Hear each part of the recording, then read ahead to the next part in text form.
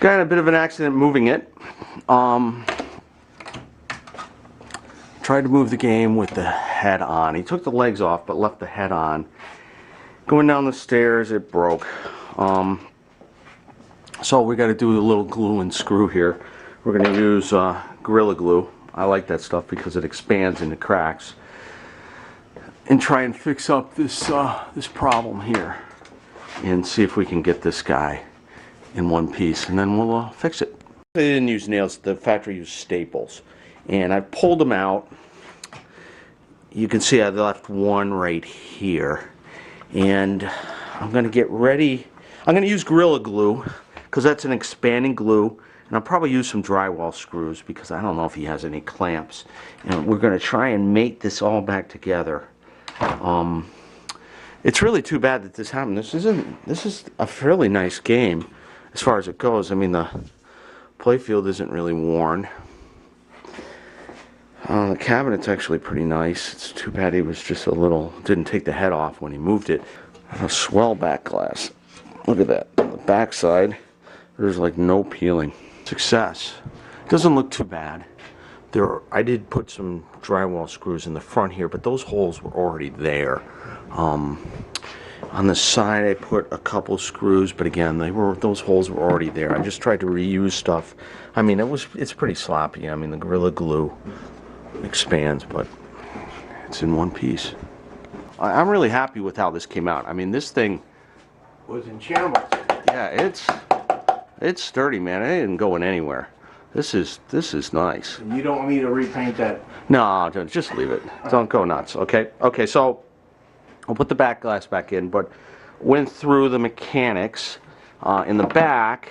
Set it on. I set it on free play on the credit. Interestingly, free play. Well, there's just a switch there. But you see, this is the credit unit, and they've removed the plunger to advance, and they removed the plunger to retract. So somebody didn't want anybody messing with that.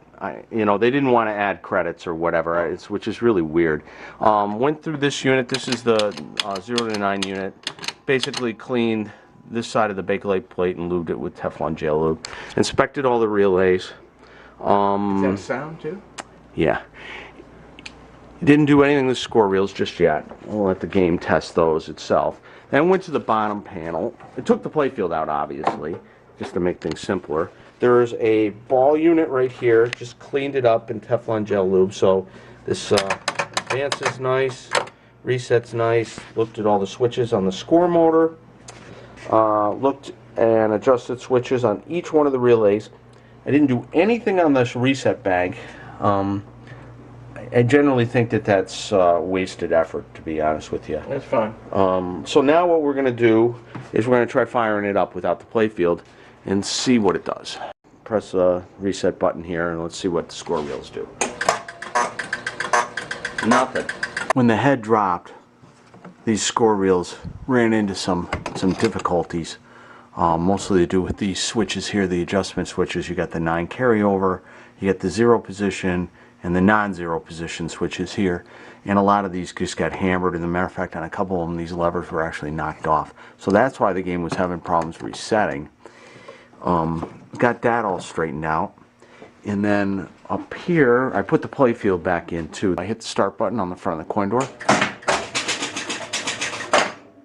The ball kicks to the shooter lane, and we're ready to play.